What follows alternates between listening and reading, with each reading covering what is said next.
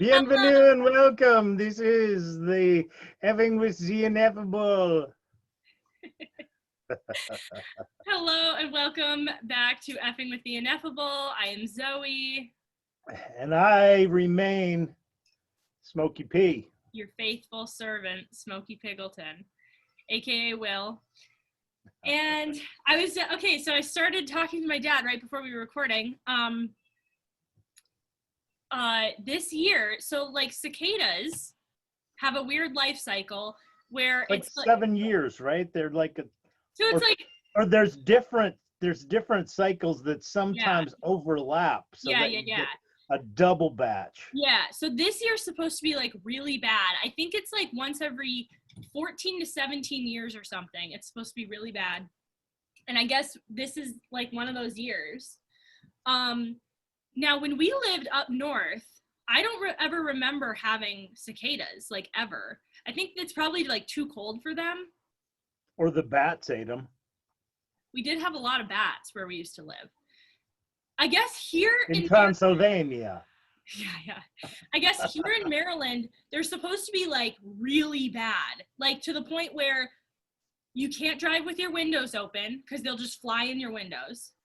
And in your mouth. You can't, like, if you're walking around outside, my friend said they'll just like fly into you and hit you in the head because they're like they're not very smart. But they're like, my friend said you have to like rake them out of your yard. There's so many of them. So wow. I am not looking forward to that. I don't like bugs. Yesterday we went outside. What an incredible waste of protein. Although they ought to get, that's manna. That is manna. They should gather that up and process it into some sort of useful thing. It's not waste. It's all protein. Although they only live like 24 hours, and I don't know if you would want to eat them after they die. You know? Why not? Well, it's like eating roadkill or something. Like, you say that as though there's something wrong with that. Once something dies, processes in the body start happening that make it unsuitable for human consumption. You haven't lived in Appalachia long, have you, sister? I finished the book, The Hiding Place, a couple days ago. I talked about it last week, but it's about the Holocaust.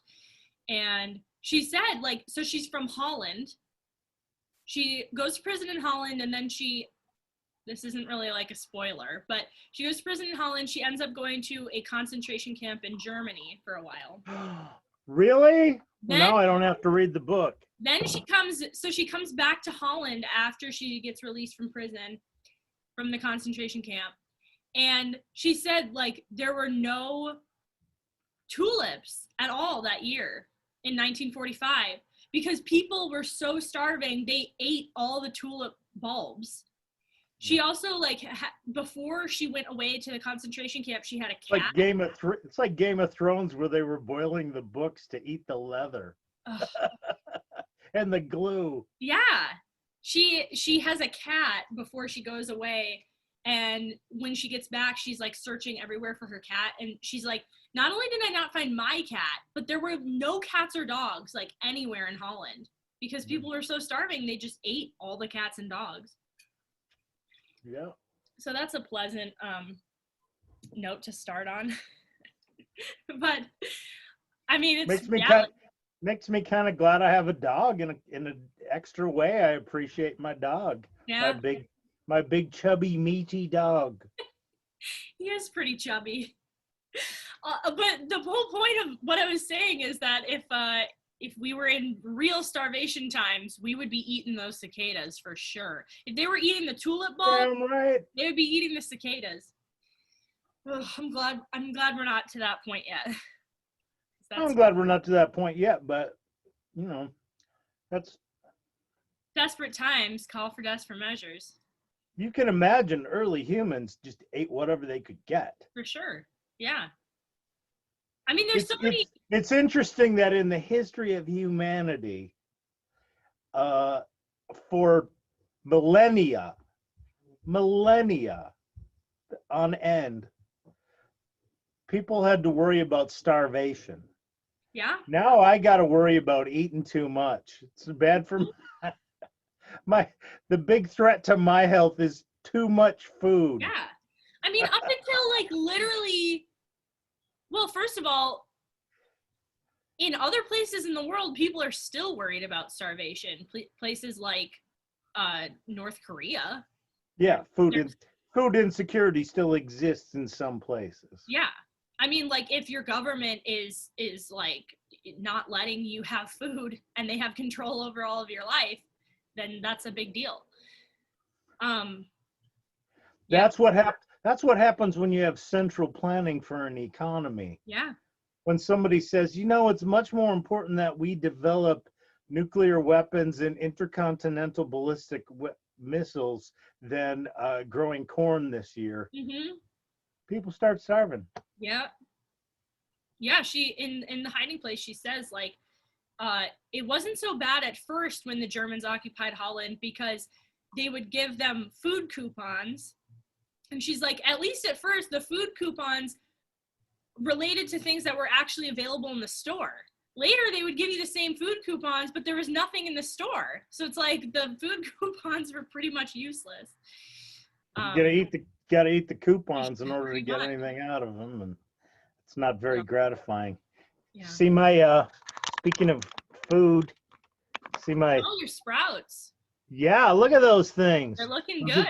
I believe the ones in the front there that you see are zucchini. Wow. The zucchinis, I'm gonna have to transplant them. They're already so big.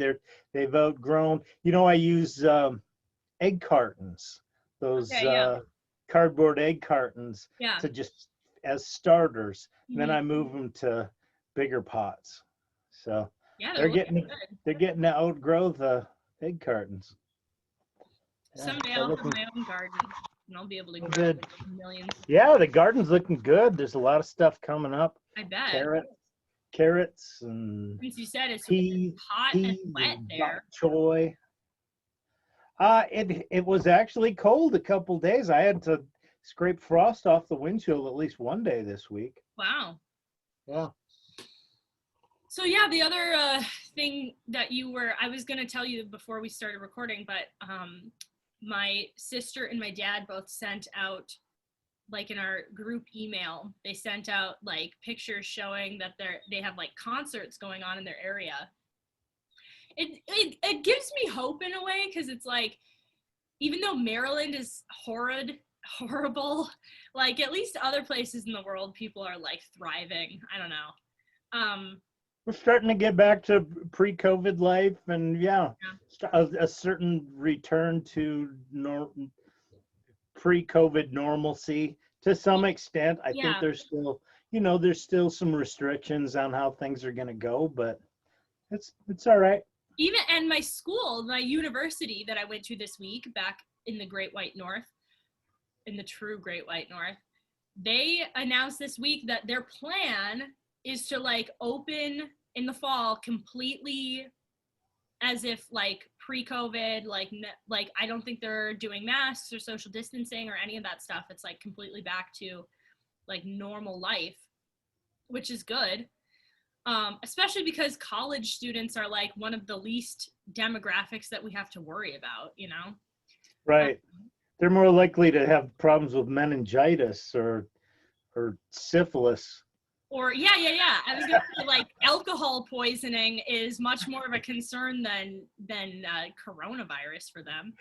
And like honestly, like legitimately, loneliness and suicide and depression and all that stuff.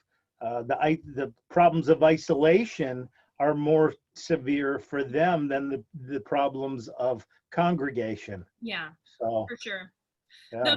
I was going to say, though, it's funny that while you guys are having concerts return, meanwhile, this week, this made me so mad. I still think about it. It just makes me mad. So in 2019, our the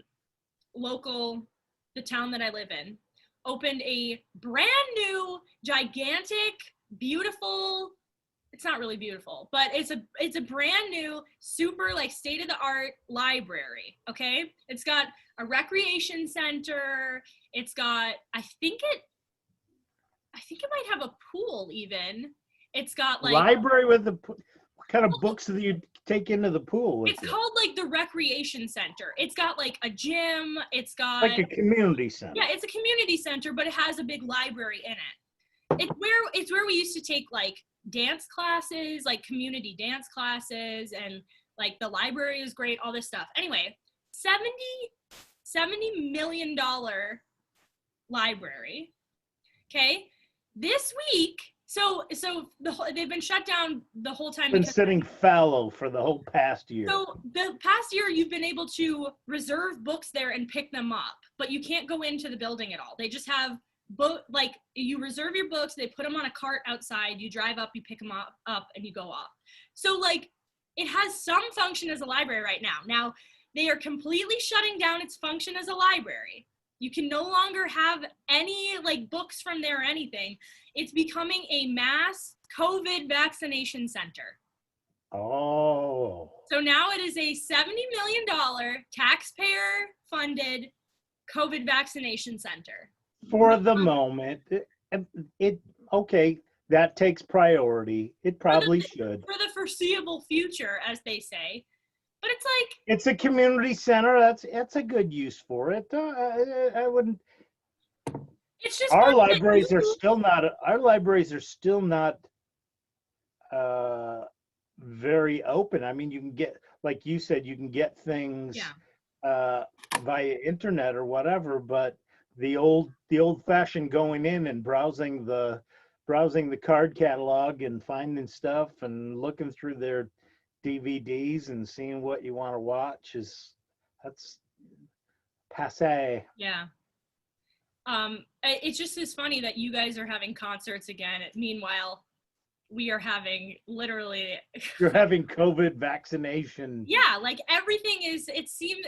You would think that things are getting worse here, not better. But by the way, There's apparently still a lot of COVID around, but already 25% of American adults have already had at least one shot. That's a lot. That's a stat I saw the other day. It's like, well, that's pretty good, right? I mean, we're getting there.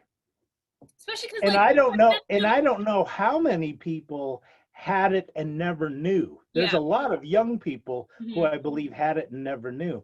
I took CPR the other day, and the nurse was talking with me, and talking with us, and she said, my daughter's expecting our first grandchild. It's like, woo. And she can't have the vaccine, but she went in and got the antibody test, and she has the antibodies. So clearly she had it and did not even realize she had COVID, which I believe is probably true for a lot of young adults, and teenagers and young adults. I'd actually love to get an antibody test someday, because although I don't know how accurate those are, and I don't know like how long the antibodies stay in your system, but how long does the vaccine stay in your system? I mean, we don't know. We have no idea. I pretty new, just because we got sick like in February of last year, and we weren't like, none of us were like super sick, but we definitely were sick. And I mean, it could be. We have no idea. We have no idea what it could be. Right. Yeah. What was I gonna say? Oh, I was gonna say, speaking of like browsing through the library, I discovered a bookstore this week that you would just die if you went into. It's called Friends of the Library. I don't know how it has an affiliation. They must like, when they're done with books at the library, they must give it to them. But also people just donate truckloads of books to there. Like you walk up. That's where I get all my books. Yeah. The actual Friends of the Library over at where I used to work, that they're still having an ongoing book sale. Okay. The downtown one here hasn't opened back up. They usually have huge book sales a couple times a year. Yeah. I used to carry around in my wallet like a wish list of different books, but I don't even carry that around anymore because I got so many dang books. You have a lot of books. That's why it made me think of you. But this bookstore is great because it's small, but it's literally like you walk up, they have a sidewalk outside, And there's literally, like, I'm not kidding, there was a truck full of books outside and just people dumping boxes of books outside, but you're not allowed to like look through any of the stuff outside. Once you go in, it's just literally floor to ceiling, just jam packed, shoved full of books. There's bins of huge books that have been that aren't sorted yet everywhere. You go to the way back and there's the kids' books. I went way overboard, but it's great because every book is like between 50 cents and $4. Like the most you're gonna pay is $4 for a book, which even if you go to like thrift books online or used books on Amazon, you can't find books that cheap. The shipping is gonna kill you. Yeah, you can't find books for less than like, I mean, $5 is a huge deal online, but there, there you get books for, you can literally get 5 books for $5. It's great. Anyway. And at certain times, Friends of the Library will have they'll have a period of sales, and then they'll have a bag sale. All the books that you can. They used to do that in Ann Arbor all the time. That's where I got. You can only imagine the amount of books in a university town library. It was awesome. Yeah. Just bags of books for like $2. It's like, let's see how many books we can shove into a bag, and it's like the entire collection of Shakespeare and this and that, and all kinds of great classic books. You could buy 3 feet of books for $2. It's like, wow, all right, this is awesome. Yeah Books are great. Anyway, should we get into our topic? We've been chatting a while. Yes. All right, I wanted to talk about death today for a few reasons. First of all, this is going to be coming out, I'm almost sure, in Holy Week. It will be coming out in Holy Week. I know that. And Holy Week is a good time to think about death because it is. We're walking with Jesus toward his own death. We're always walking toward our own death, and it's a good reminder. But I also had a conversation with a friend, when was it? 2 weeks ago or something, about like burial and cremation, and I kind of wanted to talk about that. And the other thing was, maybe we can start with this. I have like a child counseling psychology question for you. So my daughter, my oldest daughter, who's going to be 5 next month, she thinks about death. 3 times too smart for her own good. She thinks and talks about death a lot. And it's never really bothered me, but my friend, like, I went to a friend's house, and when we were there, and she said, so our friend has this little tiny dog, like literally this big. And my daughter was like, when they die, let's take their dog. Like, let's take care of the dog, because she like really wants a dog. But she's like, when they die, like when you die, can we take care of your dog? And my friend was like kind of taken aback by it, I think. And like, I wasn't planning on dying anytime soon, but I think my friend was a little like freaked out that it wasn't just that occasion. Like, she's talked about dying. She's probably also sad, because she says this a lot, like, when my parents die, can I come live with you or something? Like, she's always thinking about like where she's gonna go live after we die. And I think my friend was a little bit like, why is she so obsessed with death? So I don't know. Do you think that it's, this is her great grandpa's birthday? Yes, it is, and we've been talking about that. Yeah. And he died last year, right around Valentine's Day. Yeah. And my friend was asking, like, why do you think she thinks about death a lot? And I said, I think part of it is that she did. I wouldn't say that her and my grandpa were like super close, but like they obviously knew each other. I mean, we didn't live like near each other, so we saw each other a few times a year. but she talks about him a lot, and she'll say, like, every once in a while she'll just start crying and say, I miss grandpa. And but we always say, like, he's in heaven, like he's like with God in heaven, and he gets to be with Grandma Cindy, who's like my husband's mother, who we never met. She died before I met my husband. I mean, my husband met her, but so I don't know. I mean, I guess my question is it bad that a little kid thinks about death a lot? Is it like, at what point is it like worrying? I mean, like, I don't want her to be upset about it. And sometimes she gets upset about my grandpa, but when she goes full Harold and Maude, that's when you gotta worry. Oh Lord, You've seen Harold and Maude, right? Yeah. That's a great movie. He drives around in a hearse. Yeah, he's always like faking his own death and stuff. And he fakes cutting off his hand. That was a good movie. Yeah, it's sweet, but I guess like I don't think she's really like worried about death in necessarily. Like, it makes her sad because she misses her grandpa, but I don't think she's like worried about herself dying. I don't even think she's really worried about us dying, even though she talks about it a lot. I don't know.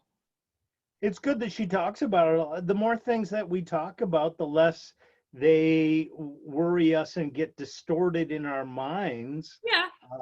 As long as you're truthful with her about, death is the end of the body. It's not the end. It's not the end of the spirit. The spirit lives on, and that's difficult for anybody to understand, because spirit is so intangible that it's hard to keep that in mind. All you see is a dead body. You don't see a glorious spirit that's now freed and able to commune with God in a more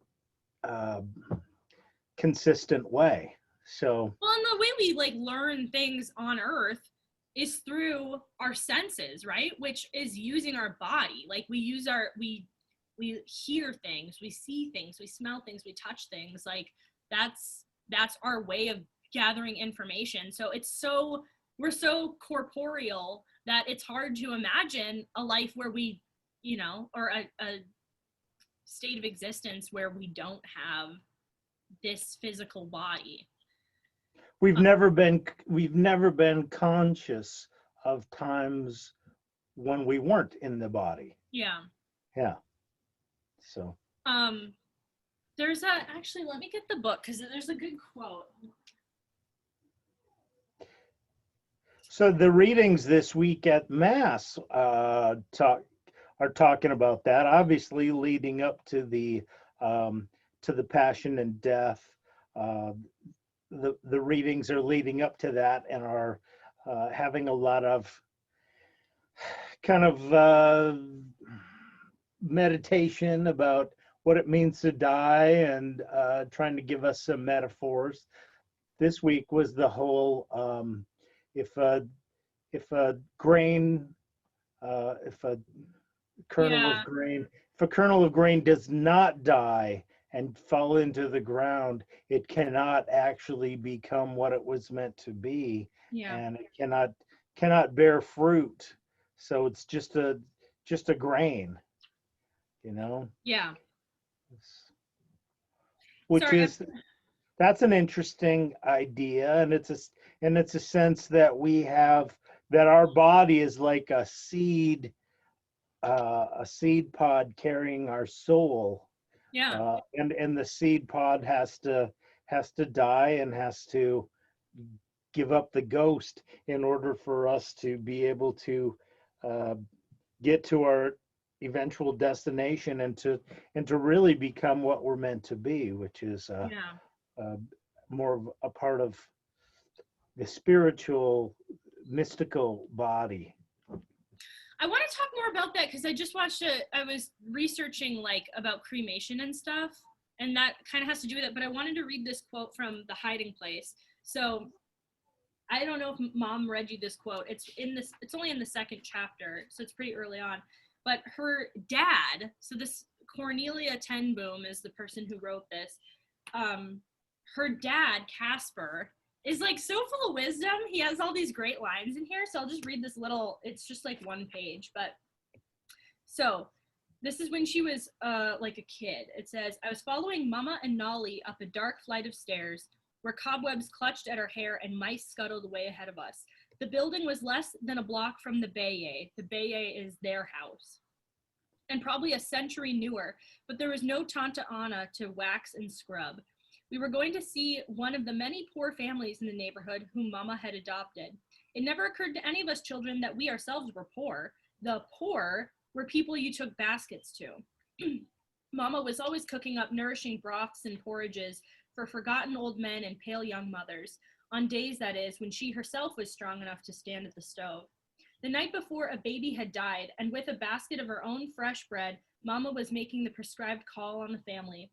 She toiled painfully up the railless stairs, stopping often for breath. At the top, a door opened into a single room that was obviously cooking, eating, and sleeping quarters all at once. There were already many visitors, most of them standing for lack of chairs. Mama went at once to the young mother, but I stood frozen on the threshold. Just to the right of the door, so still in the homemade crib, was the baby. It was strange that a society which hid the facts of sex from children made no effort to shield them from death. I stood staring at the tiny, unmoving form with my heart thudding strangely against my ribs. Nolly, always braver than I, stretched out her hand and touched the ivory white cheek. I longed to do it too, but hung back, afraid. For a while, curiosity and terror struggled in me. At last, I put one finger on the small, curled hand. It was cold. Cold as we walked back to the Bayet, cold as I washed for supper, cold even in the snug, gaslit dining room. Between me and each familiar face around the table crept those small, icy fingers.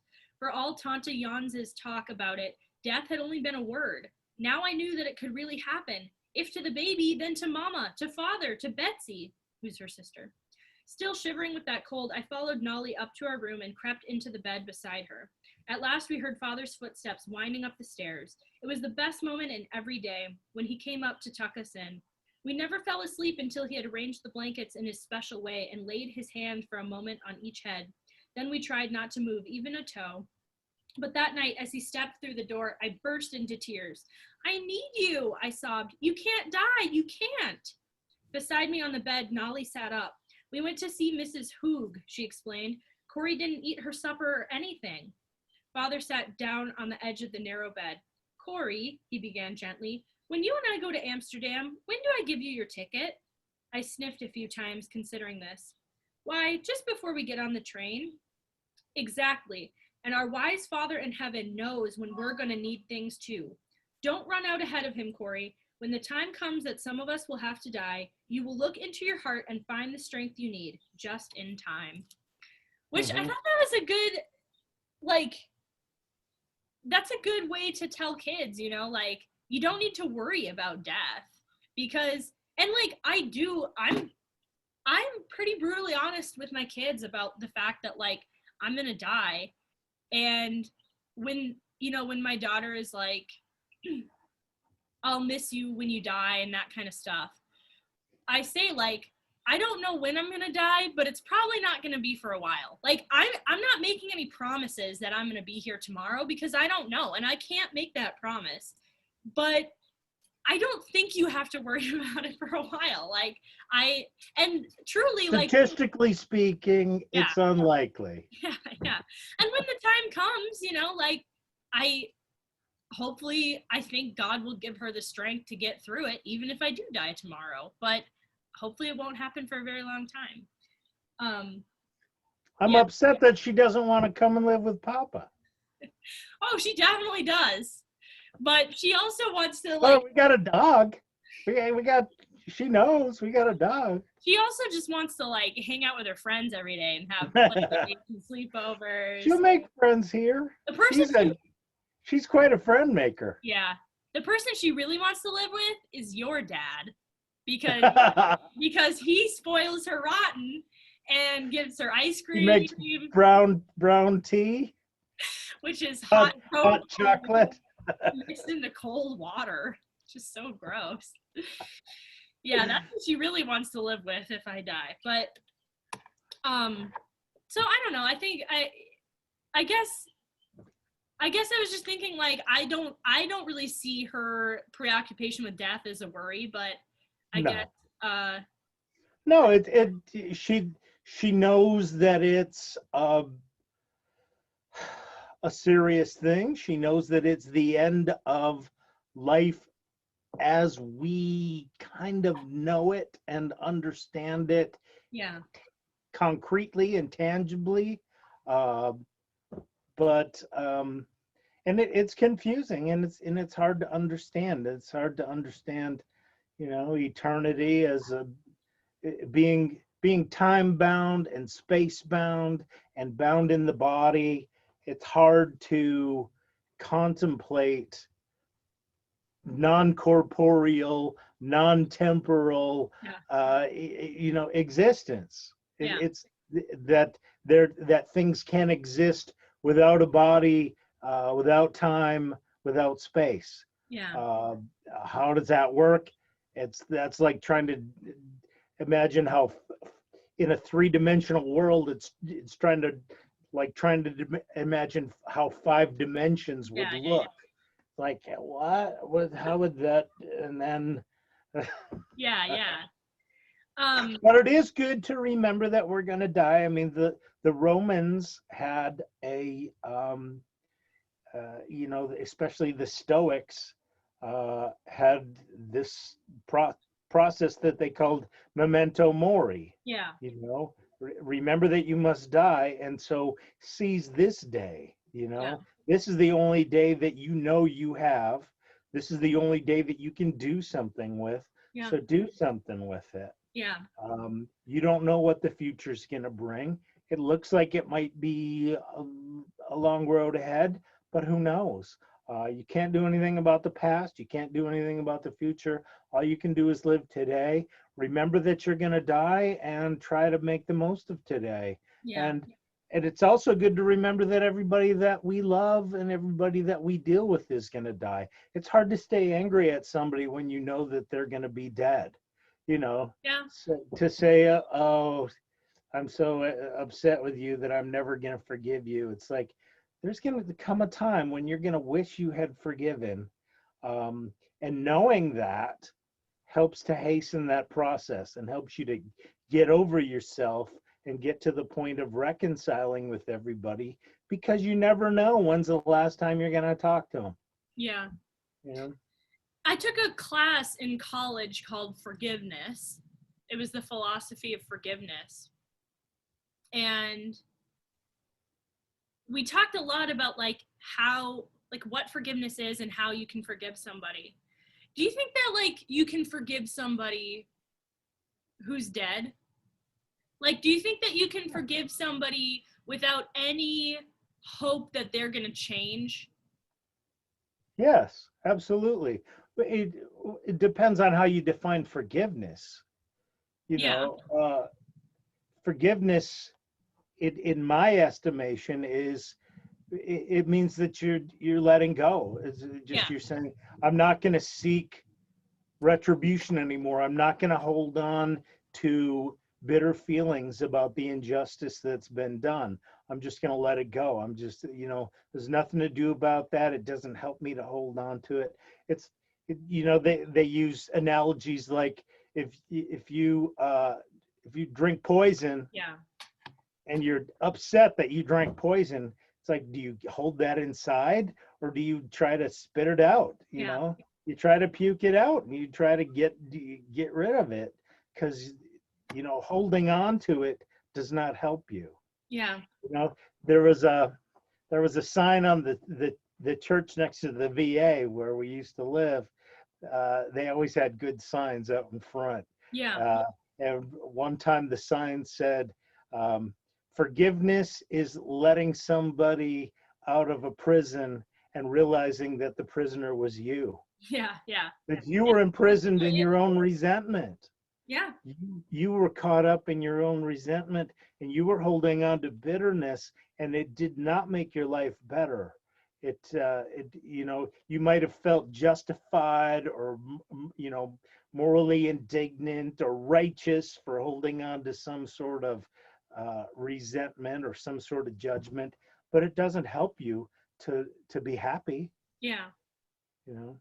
Especially when somebody dies. I mean, like, I think about um, some of my husband's relatives, without getting too specific, who did like terrible things in their life, and kind of was bitter and horrible and vengeful and mean to Hmm. the very end, and never like showed repentance. And it's like, in some ways, how do you forgive somebody like that, you know? Because, but at the same time, they're dead. The only person I'm hurting by having upset feelings about it is me.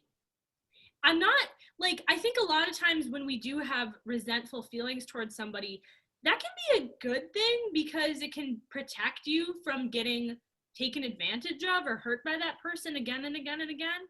Like, if somebody hurts you a lot, especially like again and again, if you're angry about it, it's like, I'm not going to go back in there and let you walk all over me again and again. But at the same time, like, to be really angry about it, like, we've said this before, but like, anger is supposed to drive action, right? Like, anger is supposed to say, like, avoid that situation again because that didn't work out for you last time. If the person is dead, like, you're not going to get hurt by that person again, you know? So you need to, like, I do feel at some point, like, Yeah. And traditionally people have had, when some people have died in complete disgrace and, they've just been an abomination. Uh, Abomination, I think, probably refers to, you don't name them anymore. Their yeah, name is cursed, and their name falls from the lips of the living, yeah, because they do not any longer have any validity in the life of the living. mm-hmm. You know, we remember and we honor our blessed dead and our honored dead. Uh, what do they always say about of blessed memory or Yeah, yeah, whatever? Yeah. Um, when they talk about saints and stuff, yeah. Mm-hmm. or saintly people who've passed.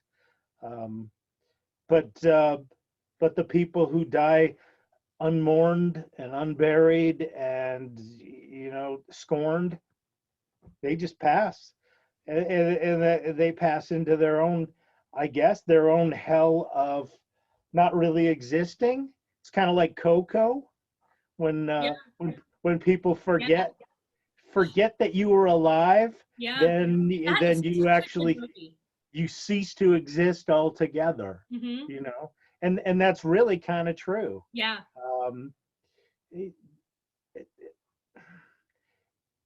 and love is the only thing that's going to last. Love and life is the only thing that's going to last. And if you devote your life to that, and you serve that, and you prepare that garden, and you sow good seeds, and you bear good fruit, that perpetuates. And your spirit, or the Christ spirit that you allowed to live through you, really, is what's going to be is what's going to persist. And in that way your life goes on, even in an earthly realm, even though you may not be named. There's all kinds of nameless saints, yeah, uh, who continue to, the echoes of their love continue to reverberate throughout the world in a beautiful way, yeah, continue to create a beauty in the world. And there's a lot of people who were just selfish and my will be done and screw everybody else, and you know, who die unmourned and unburied, and their names are forgotten almost immediately. You know, people don't even know they died. Yeah. You know, I've talked to a lot of people who are like, I don't know if my father's even still alive.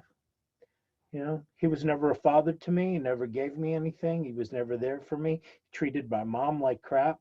I haven't had anything to say to him. I haven't cared about him or thought about him.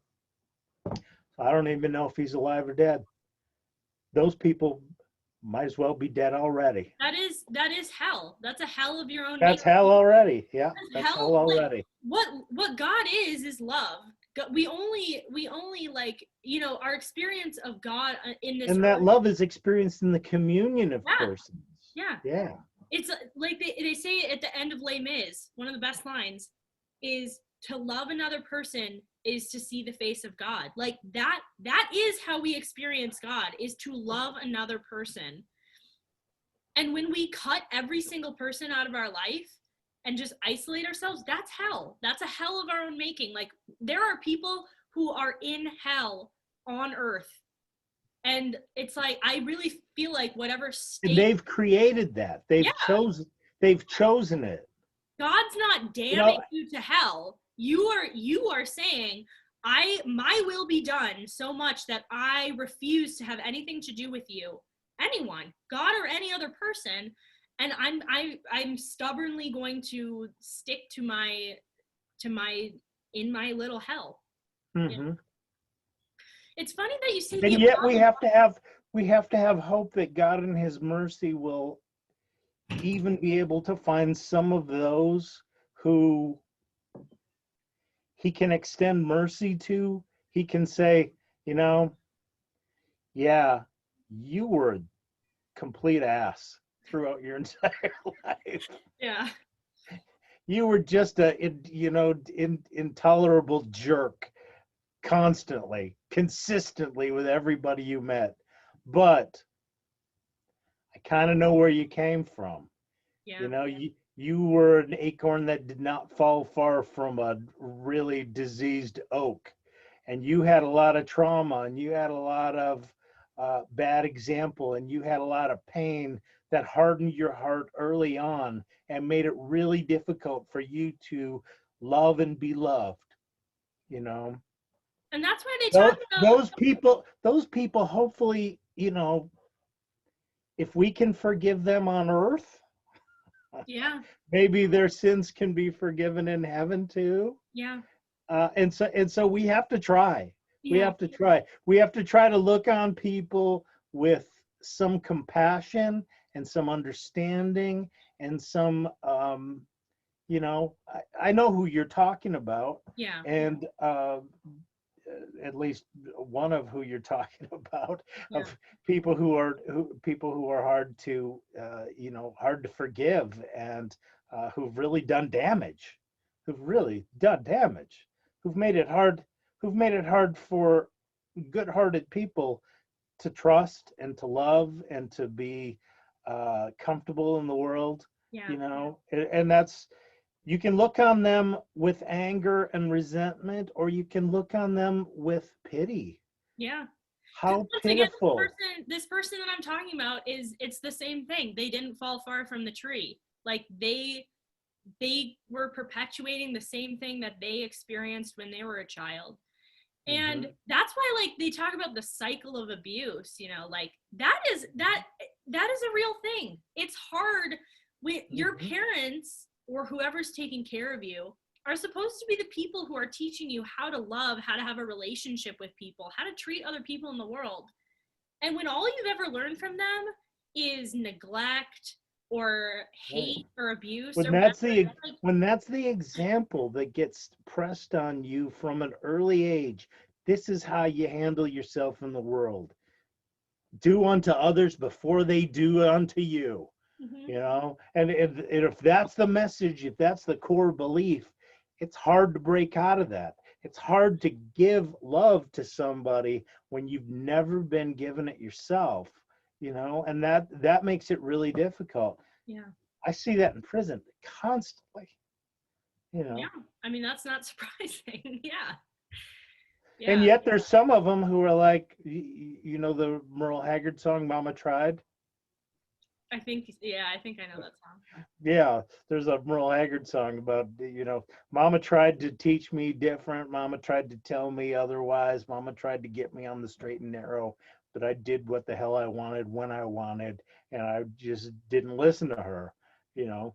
And so that person does have regret and has remorse and knows that they had opportunities to do things differently. Yeah. Um, Other people don't, they don't even sense that they've had opportunities to do things differently. It's like, this is the hand I was dealt and this is the hand I played, you Yeah. know. And that hand is a shitty a shitty hand a shitty hand of cards and a pistol in the other hand, Yeah. you know. And that's all I know how to use. It's Yeah. like, okay, you're bound to you're trouble bound, baby. Yeah. That's not going to get you far. Yeah. That whole abomination thing is interesting. I've never really thought about like that that's what that really means. Um and it's funny because when we got married, we picked a new name for our family because Hmm. we didn't want to perpetuate the same, because like I said, it's like this whole cycle of abuse thing. Like we didn't want to perpetuate that family tree because that family tree was pretty corrupted. Let that name be blotted out. It's like that fig tree that Jesus curses or whatever that doesn't produce any fruit. Like Right. that tree was the fig tree, and we're trying to start at this new little seed that we hope someday will like. I don't care if my name. It I mean, already has. It already has. yeah. I hope. I mean, my And constant it's grafted off of, you know, Grandma Cindy. yeah. That's there, you know, there was enough vitality there. We got this, you know, the tree in our backyard. Which one? There, the big swing tree that also has The the zip ropes, line. the zip line Yeah. attached to it. Yeah. Um, it's like a three-pronged tree coming up. One of the prongs is basically dead, but still has enough vitality to to keep some of its branches going. There's a lot of it that's just rotted right out, Yeah. but there's enough bark around the edge and, you know, sap that still moves through to keep part of it living. And that's what happened there. Yeah. You know, is that, you know, um, you can graft onto that, and that can be the, or, you know, graft onto art. I, I'm I'm glad that your husband became part of our family. I'm And he's glad that he definitely considers like us to be like parents to yeah. him. Yeah, I, he calls you mom and dad, and like he really is kind of like another sibling, especially because I'm the oldest and I got married so young that most of my siblings were still pretty young when he joined the family. Like mhm. my youngest brother, how old is he now? He just turned 15. Just turned 15. And so we've been married 8 years. We're gonna be have been married 8 years. So he was what, like 7 when we got Seven or eight. Yeah, he was half his life. yeah. Yeah. He was like 6, I think, when we met. Like that's he's gonna know him for almost all of his life. Like he probably That's like as that's like as young as your oldest daughter. yeah, Yeah. yeah. He won't And you know really how little she is and how, yeah. you know, yeah. He probably won't have a lot of memories of the family without my husband in it, which is Right. yeah. Um so I was listening to this thing about I have a friend who had a family member die who is not Catholic. This friend is Catholic, but the family member is not. And the family member was cremated. And my friend was pretty upset about that because she feels like cremation is not a good thing. She believes in the resurrection of the body, and she just feels like that's it's not. She kind of I feel like she kind of thinks it's like a desecration of the body to cremate a body. Um, the church has been traditionally, cremation was looked down upon because of that very issue. And yet I believe at this point the church is teaching that as long as you are not, eliminating the body out of a sense of denial that there is a resurrection, Yeah. you're good to go. Cremation is valid. God can put together a new body out of whatever, Yeah. and God if created the world he does not have to gather the same. He can just create it out of nothing. We Yeah. were created out of nothing, Yeah. basically. Yeah. There was no humanity, and then there was humanity. Yeah. And then and so how did that happen? God, whatever God did there, God can do it again. Yeah. And he can do it, infinitely more powerfully when and if that time comes. So yeah, I was I looking. assume it will at some point. It's Yeah. not. I don't know that it's going to happen in my lifetime. Yeah. I was looking into it this morning because I kind of wanted to know. And I think they said that, like, back in the day when, like, pagan religions were a big thing, like, the pagan religions would just, and even in the Bible. Just haul the carcass off and. Yeah, and like, well, we talk about in the Bible. Treat it like it hadn't been a holy temple. Yeah. In the Bible in a year, they're talking all the time about how other tribes sacrifice their children to Molech, and it's like they didn't see people as having value, not let alone their bodies, but even like people as having value necessarily. So I think in the beginning there was a huge contrast between the Christian idea that we are made in the image and likeness of God, we are temples of the Holy Spirit, and not only that, but our bodies and our souls are truly connected. Like, we are not a soul trapped in a body or whatever. Like, our bodies are a very important part of who we are. This is the whole idea of, like, John Paul II's theology of the body. Like, and that's why, we don't believe that I'll put it this way. We do believe that your body as a woman means something about your soul, that you have a woman's soul.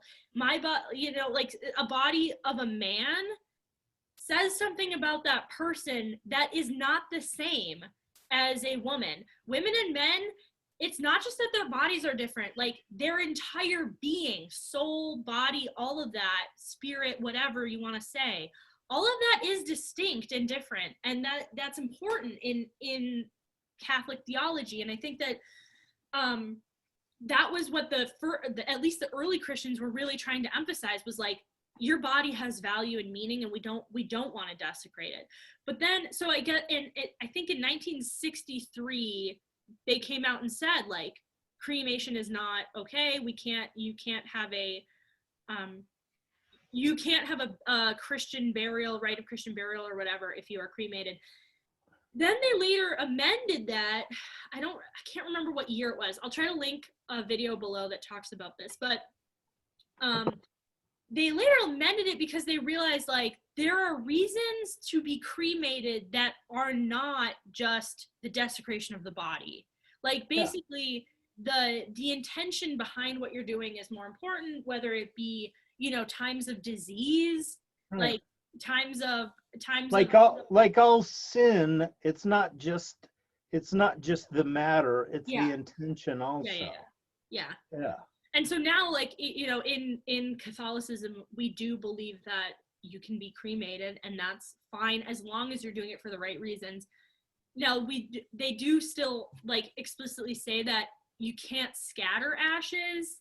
You also can't do stuff like, some people make jewelry out of ashes, or I just read that Lemmy from Motorhead had his ashes put into bullet casings, and he gave bullets he had bullets given to a lot of his friends so that they could shoot him off into the cosmos. That's kind a cool idea, but like, yeah, in Catholicism, you're supposed to, whether you are cremated or just having a regular burial, you're supposed to keep the body intact and bury it all in one thing. And you're also supposed to, like, I didn't know this, but it's an important thing that we, in Catholicism, you're supposed to bury it in a place that's like a noble place that has like some like reverence to it. Right. Which kind of, it's interesting because my ideal which is why there was a fuss when they said that they disposed of Osama bin Laden's body over the ocean. That's considered a desecration. Yeah. That's considered that their spirit can't be at rest. Yeah. You know, which is like, okay. Well, because he talked in the video about how it is important that, like, it's not just that we're doing this for the sanctity of the body being buried. It's also important for the people who are still alive, because our job is to pray for that person, to honor that person, to remember that person, and to pass on the love that person created.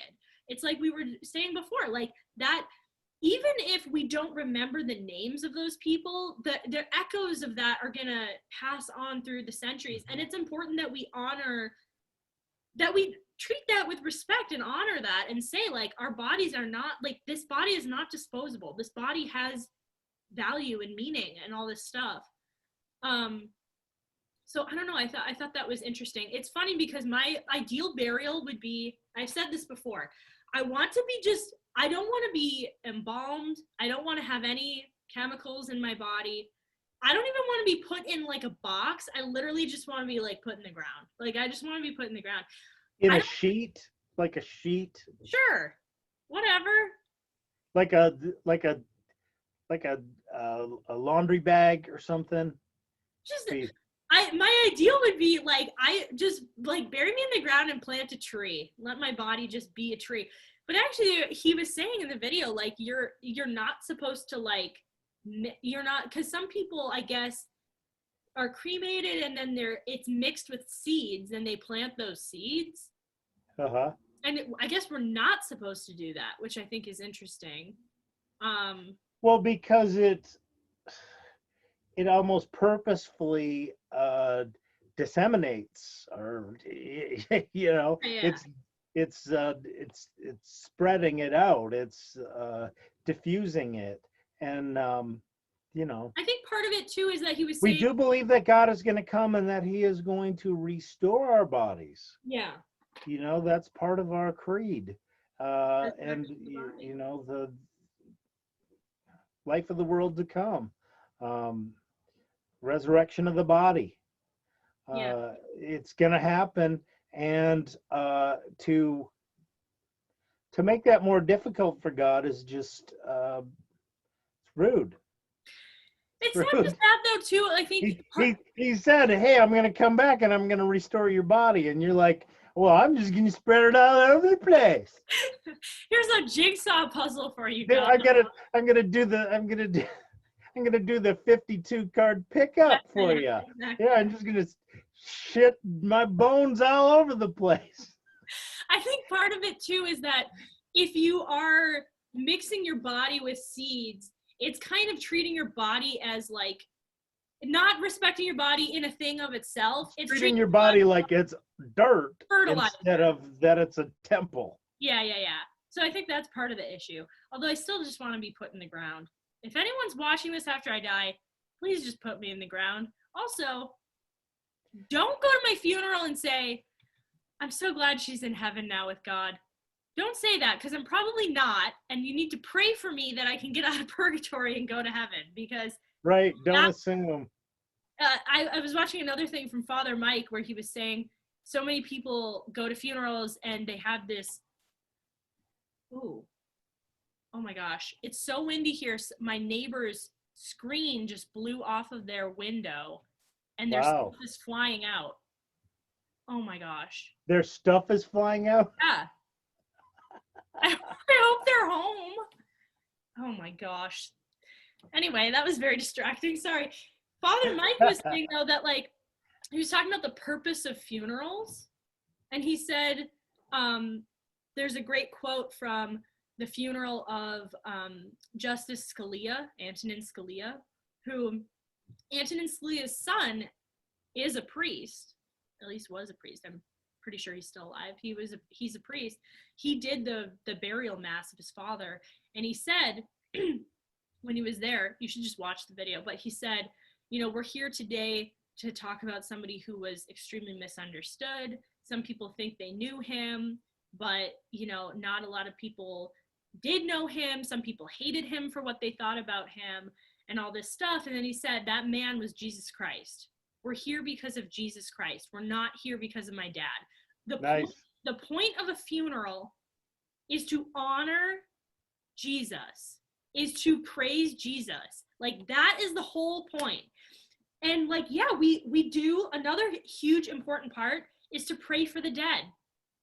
We're not there to sanctify the person and say they were so good in their life that they're definitely in heaven now. Like, we need to be praying for our dead. Father, forgive them, for they knew not what they did. Even if they were just spiritual infants, and they were just trying to find their way through the world. And have mercy, Lord.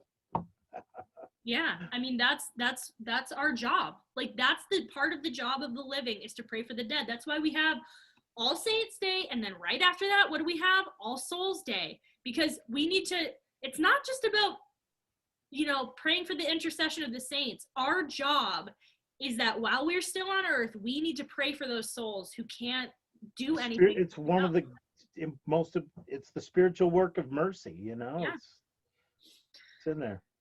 Yeah, I wanted to make one more point about forgiveness that we were talking about before, about when you forgive somebody, it's not just that it's important to forgive somebody because it's letting go of the anger and the resentment for ourselves.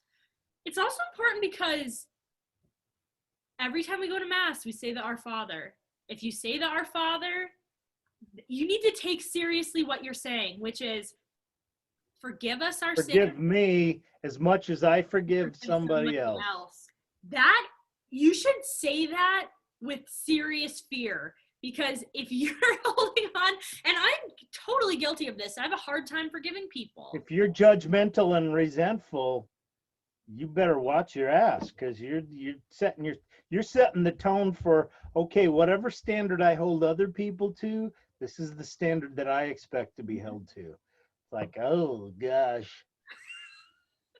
Yeah. So I just want to make that point too. Like, it's not just about the benefit to us. It's also because, like, God tells us that we will be held to the same standard that we hold others to. And that's an important thing. And he tells us that that's all we can expect. Yeah. Whoever sins you bind on earth, those sins, they're going to be bound in heaven, but so are you. Yeah. Yeah. So be careful. It's like those genies who show up. A guy is golfing and he's in the sand trap, and all of a sudden he gets a genie, and the genie says, you get 3 wishes, but your ex-wife gets twice as much as on everything. So I want $1 million, and I want a new car, and I want you to beat me half to death.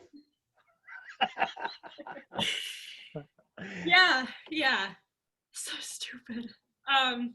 That's not stupid. That's hilarious. I mean, it's so silly, but it's rude. Yeah, I'll say. It clearly shows an absence of compassion for others and a strict materiality, but it's it's kind of funny in its own way. So, okay, did we have other things we want to talk about death? I'm looking at what I sent to you. I guess the only other one that I wanted, yeah, I don't know. I think maybe we've covered it all. I've also just been thinking about I think we beat this topic to death. We talked last week about the whole, or at least one of the weeks we talked about the whole like people dying alone because of COVID thing, and I think Yeah, that was sad.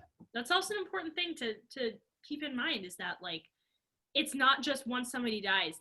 The process of dying is an important thing too, and like as hard as it can be, it is important to like be with people through that. And that's been recognized throughout different cultures throughout the world. I mean, there's books of the dead that have been generated from all different places, realizing that death is a really important transition, and that it's very difficult and can be confusing, and it's as hard as birth. You know, and in dying, we are born to eternal life, Yeah, yeah. right? And that's birth is a traumatic process and scary. It's a big transition, going from everything that we've ever known to something completely new. But we have to have trust and faith, and um, you know. And just like in a birth, like not only is it traumatic for the person going through it, meaning either the person being born or the person dying, because it's pretty traumatic to go from that cozy place to like that stark, cold world full of bright lights and loud noises and all that stuff. Like that's hard for the person being born and the person dying. It's also hard for the people around you. Like, Mhm. let me tell you, it's not easy to give birth. It's harder. I think birth is probably harder for those being born, but death is probably harder for those from the family from whom you are passing. Yeah, I mean, There's a story about Sigmund Freud. He was really, he was an atheist and everything, and he didn't believe in life after death or whatever, or at least it didn't seem to. But at one point, he fainted and he was unconscious for a while. And when he came to, he said, "How beautiful it must be to die." interesting. Yeah, Did he it's talk like he about almost life? had like a.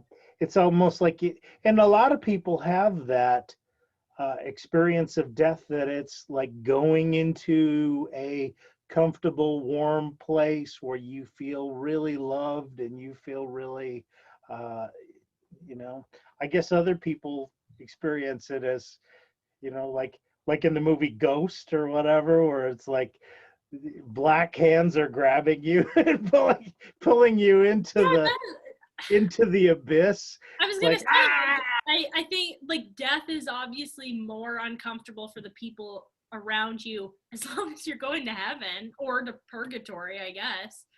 You know, if you're like one of those bitter people who have pushed everybody away and you're already in a hell of your own making, then a lot of people are like, I don't even know if you're alive. Like, I don't know if that person is alive or dead, and I don't care.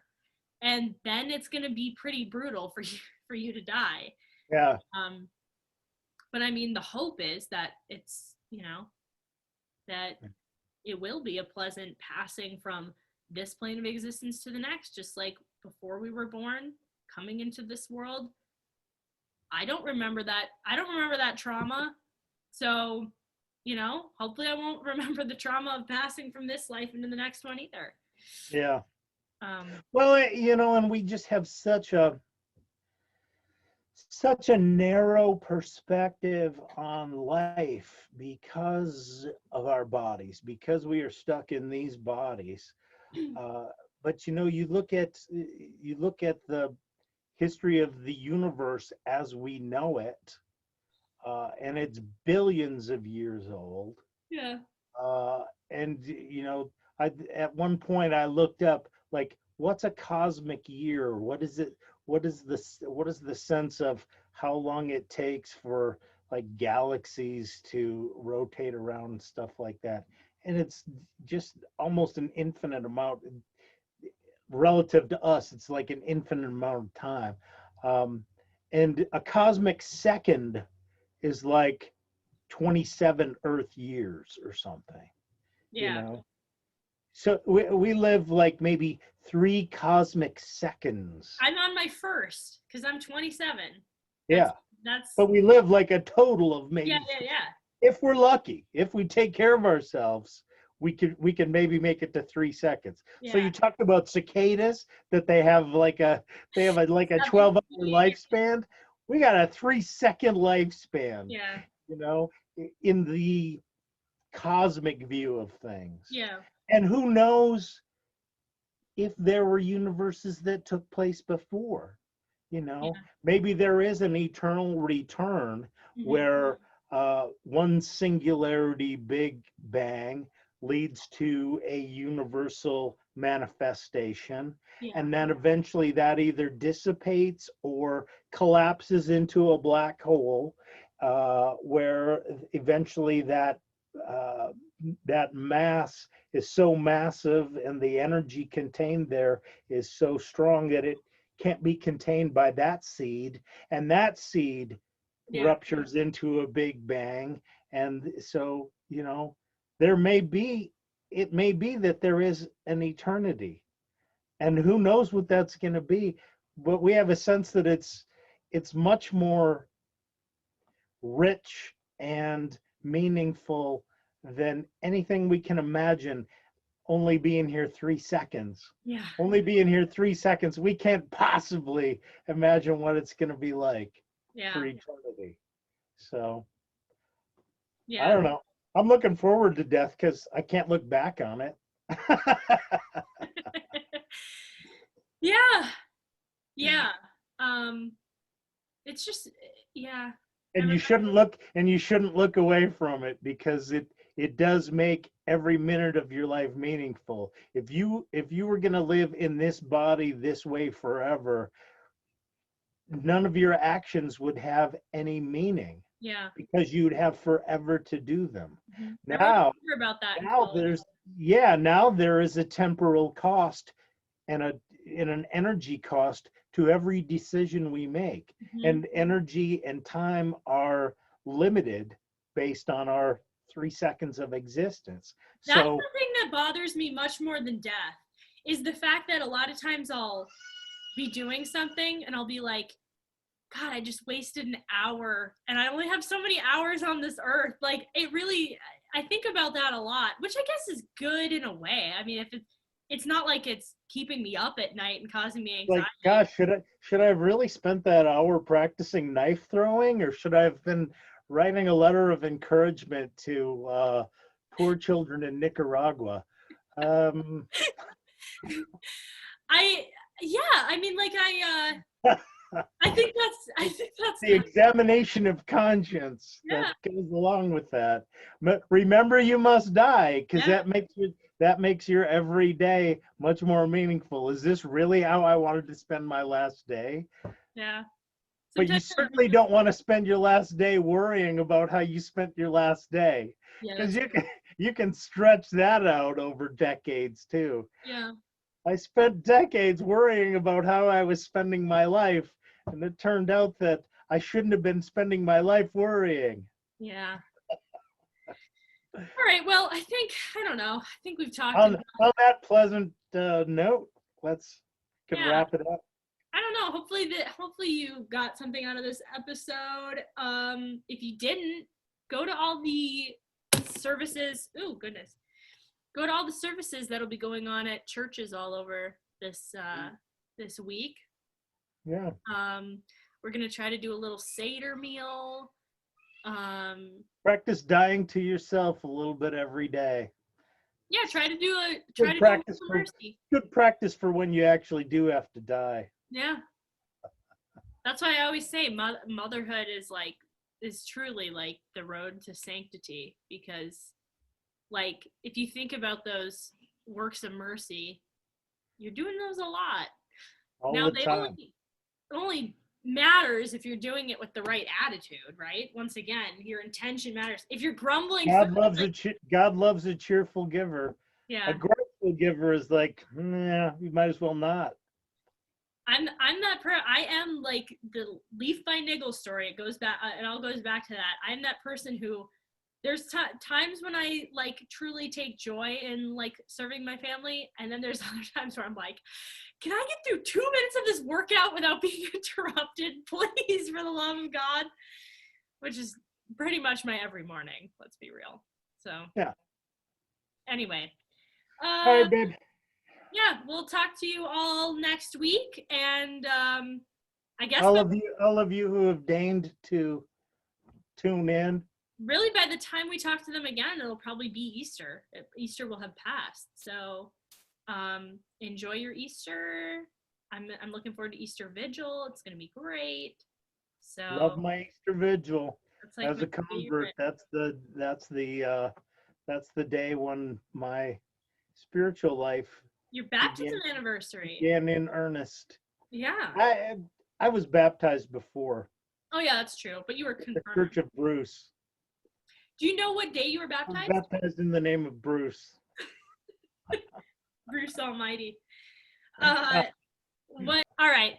Bye everyone. We'll talk to you soon. Have a happy Easter. Love ya.